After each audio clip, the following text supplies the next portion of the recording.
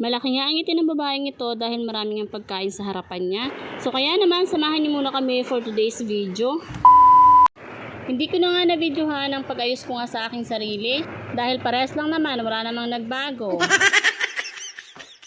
Papunta nga kami dyan mga mare sa bayan nga sa bandang Bako nga at makikipaglamay nga kami sa asawa ng pinsan ng asawa ko. O bahala na kayong mag-intindi mga mare, ang hirap diba?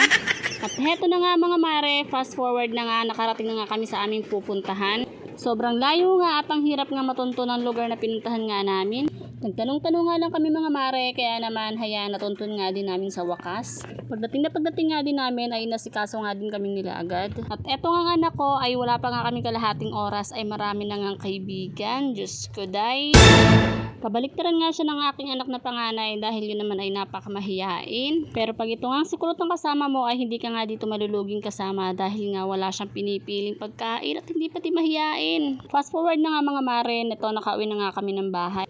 Hindi na nga ako dyan nakapag-video mare habang pauwi kami dahil nga ako ang nag-drive ng motor at inabutan nga kami dyan ng ulan.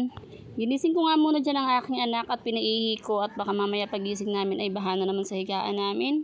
O paano mga mare, hanggang dito na lang muna. Salamat sa inyong panonood. See you on my next mini vlog. Bye!